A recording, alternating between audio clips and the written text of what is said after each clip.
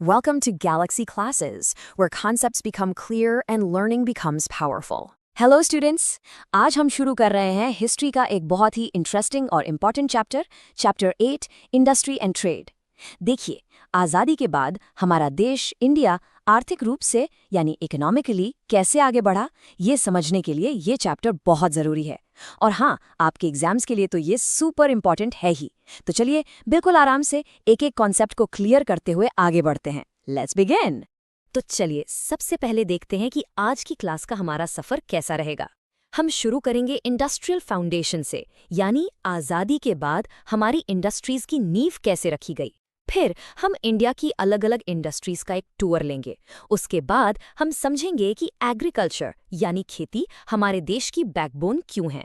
फिर हम government policies और रिसोर्सेज पर नज़र डालेंगे। इसके बाद आएगा ट्रेड, जिसमें हम इंपोर्ट एक्सपोर्ट समझेंगे। और सबके एंड में पूरे चैप्टर का एक फास्ट वाला क्विक रीकैप करेंगे। रेडी हैं आप सब?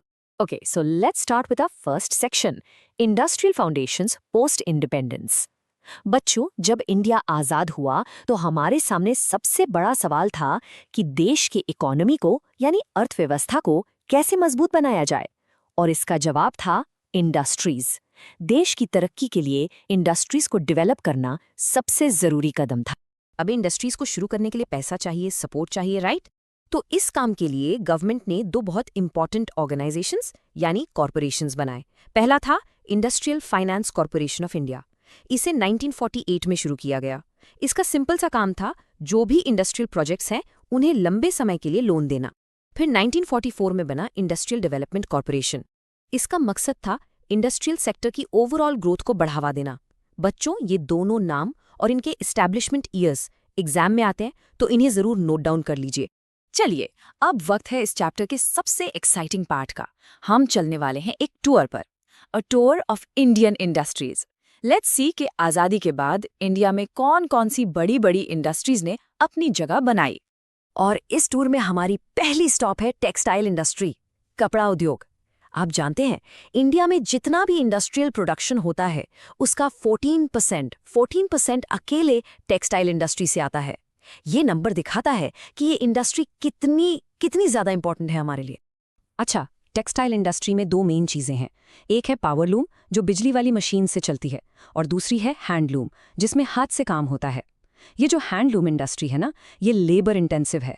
अब आप पूछेंगे, सर लेबर इंटेंसिव क्या होता है? बहुत सिंपल है, ऐसा कोई भी काम जिसमें मशीन से ज़्यादा इंसानों की मेहनत यानी मैनुअल वर्क लगे। क्वालिटी अच्छी रहे, इसके लिए 1963 में टेक्सटाइल कमेटी एक्ट भी बनाया गया था, ताकि कपड़ों के लिए क्वालिटी स्टैंडर्ड सेट किए जा सके। नेक्स्ट आगे बढ़ते हैं सिल्क इंडस्ट्री की तरफ। शाइनी एंड ब्यूटिफुल, ये इंडस्ट्री मिनिस्ट्री ऑफ टेक्सटाइल्स के अंडर काम करती है। सिल्क पर रिसर्च के लिए बेंगलुरु में एक स्पेशल लैब है, सेरेबोटिक रिसर्च लेबोरेटरी। इंडिया में कर्नाटका, आंध्र प्रदेश, वेस्ट बंगाल और जम्मू एंड कश्मीर सिल्क के मेन प्रोड्यूसर्स हैं। और एक नई चीज़ क्या हो रही है, अब गवर्नमेंट इस इंडस्ट्री को ट्राइबल यानी आदिवासी इलाकों में भी फैला रही है। ओके, अब बात करते हैं जूट की। जूट प्रोडक्शन में इंडिया पूरी दुनिया में टॉप पर है। हम सिर्फ जूट उगाते ही नहीं, बल्कि उससे बनी चीज़ें जैसे कपड़ा, बोरियां और रस्सियां भी बाहर के देशों को भेजते हैं। जूट की ही तरह एक और लेबर इंटेंसिव कला है हैंड स्कल्पटिंग, यानी हाथ से मूर्तियां बनाना। इससे बहुत से कारीगरों को काम मिलता है। इसका सबसे अच्छा एग्जाम्पल है दिल्ली हाट, जहां गांव और शहर दोनों के आर्टिस्ट अपने हाथ से बनाया सामान आकर बेच सकते हैं। चलिए, अब एक ऐसे सेक्टर की बात करते हैं जो आप सबको बहुत पसंद है, दी ऑटोमोबाइल इंडस्ट्री। गाड़ियां, बाइक्स, ट्रैक्टर्स, इस इंडस्ट्री को इंडिया का सनराइज सेक्टर भी कहते हैं। सनराइज सेक्टर मतलब जैसे सूरज उगता है और तेजी से ऊपर जाता है, वैसे ही ये एक ऐसी इंडस्ट्री है जो बहुत बहुत तेजी से ग्रो कर रही है और जिसका फ्यूचर बहुत ब्राइट है। और इसी सनराइज सेक्टर से जुड़ी एक अमेजिंग बात बताऊं आपको, India is the number 1 producer of tractors in the world. पूरी दुनिया में जितने ट्रैक्टर्स बनते हैं उनका 1/3 यानी हर 3 में से एक ट्रैक्टर मेड इन इंडिया होता है। सोच सकते हैं आप, हम अपने ट्रैक्टर्स टर्की, मलेशिया और अफ्रीका की कई कंट्रीज में एक्सपोर्ट भी करते हैं। ये हमारी मैन्युफैक्चरिंग पावर का एक फैंटास्टिक एग्जाम्पल है। Okay, let's quickly cover some other important industries. Cement, जो हमारे घर और सड़कें बनाने के काम आती है। लेदर, जिसके बने शूज और बैग्स हमें एक्सपोर्ट करते हैं। साल्ट यानी नमक, जिसके प्रोडक्शन में हम वर्ल्ड में टॉप पर हैं। बाइसिकल, पंजाब का लुधियाना शहर इसका सबसे बड़ा सेंटर है। और आखिर में खादी एंड विलेज इंडस्ट्रीज, जो महात्मा गांधी के सपने को पूरा करती हैं, गांव में लोगों को काम देना और उन्हें आत्मनिर्भर बनाना। आपकी टेक्स्ट बुक में एक do you know a box है, उससे एक बहुत इंपॉर्टेंट इन्फॉर्मेशन है। सरकार की एक स्कीम है जिसका नाम है मेगा क्लस्टर। ये स्कीम खास तौर पर वीवर्स यानी बुनकरों की मदद के लिए है। इसके थ्रू उन्हें कच्चा माल, नई डिजाइन्स, टेक्नोलॉजी और बाकी जरूरी चीजों के लिए सपोर्ट दिया जाता है। तो बच्चों, अभी तक हमने फैक्ट्रीज की बात की। चलिए अब फैक्ट्री से निकलकर चलते हैं हमारे खेत खलियानों की तरफ। लेट्स टॉक अबाउट एग्रीकल्चर, जिसे हमारे देश की इकोनॉमी की रीढ़ की हड्डी यानी द बैकबोन कहा जाता है। इंडिया में खेती यानी फार्मिंग दोनों पुराने और नए तरीकों से होती है। एक तरफ हैं ट्रेडिशनल मेथड्स, जहां आज भी किसान भाई बैलों की मदद से खेत जोतते हैं, और दूसरी तरफ है मॉडर्न मेथड्स, जहां प्लाइंग से लेकर फसल काटने तक सारे काम बड़ी बड़ी मशीन से होते हैं। आप जानते हैं, हमारी 70% आबादी, 70% ऑफ आवर सोसाइटी खेती पर ही डिपेंड करती है। और एक बहुत बहुत गर्व की बात यह है कि इस सेक्टर में जितना काम पुरुष करते हैं, उतना ही काम महिलाएं भी करती हैं। Main and women have equal participation in agriculture. अब हमारी किसानों को यानी फार्मर्स को सपोर्ट करने के लिए पूरा सिस्टम काम करता है। उन्हें सस्ते इंटरेस्ट पर बैंक से लोन मिलता है।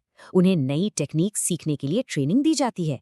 अच्छी क्वालिटी के बीज और खाद यानी सीड्स एंड फर्टिलाइजर्स उन तक पहुंचाए जाते हैं। उन्हें सॉइल टेस्टिंग और पिसीकल्चर यानी मछली पालन जैसे विषयों पर सलाह भी मिलती है। और जब फसल तैयार हो जाती है तो उसे स्टोर करने के लिए वेयर हाउसेज यानी गोदाम भी हैं। चलिए अब आगे बढ़ते हैं और देखते हैं कि हमारे देश की ग्रोथ में गवर्नमेंट की पॉलिसीज और हमारे पास जो नेचुरल रिसोर्सेज हैं, उन्होंने क्या रोल निभाया। देखिए, गवर्नमेंट की पॉलिसीज बहुत इंपॉर्टेंट होती हैं। जैसे कि 4th 5-year प्लान में पेपर, फार्मा और टेक्सटाइल इंडस्ट्रीज पर स्पेशल फोकस किया गया। और हाँ, एग्जाम के लिए 1970 की इंडस्ट्रियल लाइसेंसिंग पॉलिसी को स्टार मार्क कर लीजिए। इस पॉलिसी ने हैवी इंडस्ट्रीज की डेफिनेशन दी, ऐसी फैक्ट्री जिसमें 5 करोड़ रुपए से ज्यादा का इन्वेस्टमेंट हो। और इसका नतीजा 1972 तक इंडिया में 3,18,000 स्मॉल इंडस्ट्रीज रजिस्टर हो चुकी थीं। What a huge number. हमारा देश इंडिया नेचुरल वेल्थ यानी प्राकृतिक संपदा से भी भरा हुआ है। हमारे पास जमीन के नीचे लोहा, कोयला और तेल जैसे मिनरल्स हैं। हमारे पास जंगल हैं जो पेपर और दवाइयों के लिए रॉ मटेरियल देते हैं। हमारे पास समंदर और नदियां हैं जिससे फिशरीज चलती है। और हमारा इतना रिच कल्चर है कि टूरिज्म सेक्टर भी लाखों लोगों को रोजगार देता है। ओके स्टूडेंट्स, अब हम आ गए हैं चैप्टर के आखिरी टॉपिक पर, ट्रेड। ट्रेड का बिल्कुल सिंपल सा मतलब है व्यापार, यानी चीजों को खरीदना और बेचना। चलिए देखते हैं कि इंडिया पूरी दुनिया के साथ और अपने देश के अंदर कैसे ट्रेड करता है।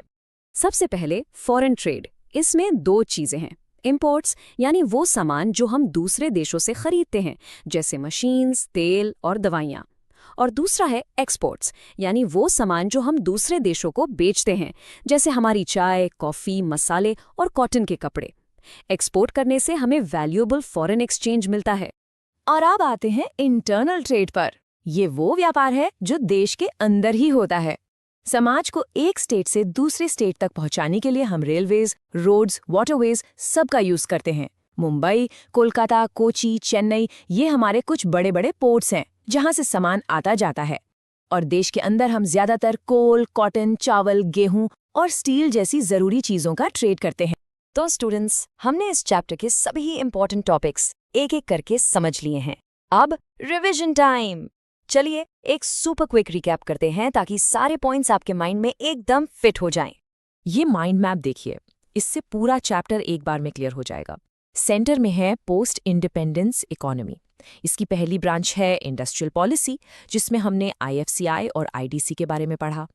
दूसरी ब्रांच है मेजर इंडस्ट्रीज की, टेक्सटाइल, ऑटो, सीमेंट सब हमने डिस्कस किया। तीसरी ब्रांच एग्रीकल्चर, हमारी इकोनॉमी की बैकबोन। चौथी ब्रांच है हमारे नेचुरल रिसोर्सेज की। और पांचवी ब्रांच है ट्रेड की, जिसमें हमने इंपोर्ट, एक्सपोर्ट और इंटरनल ट्रेड को समझा। Simple right? तो इस पूरे चैप्टर का कंक्लूजन क्या है, सार क्या है? सिर्फ एक लाइन में, जब देश में इंडस्ट्रीज डेवलप होती हैं तो लोगों का स्टैंडर्ड ऑफ लाइफ बेहतर होता है। उन्हीं काम के, एम्प्लॉयमेंट के नए मौके मिलते हैं और जब लोग आगे बढ़ते हैं तो देश अपने आप आगे बढ़ता है। अब क्लास खत्म करने से पहले मैं आपके लिए एक सवाल छोड़कर जा रहा हूं। इस पर जरूर सोचना कि इन सभी इंडस्ट्रीज ने और इनके प्रोडक्ट्स ने आपकी डेली लाइफ को कैसे बदला है। जो कपड़े आप पहनते हैं, जो गाड़ियां आप सड़क पर देखते हैं, जो चीजें आप इस्तेमाल करते हैं, ये सब कहाँ से आती हैं? इनके पीछे कौन सी इंडस्ट्री है? सोचिए जरूर। आई होप ये लेसन आपके लिए एकदम क्लियर और हेल्पफुल था। This lesson was brought to you by Galaxy Classes, created only for study and concept clarity.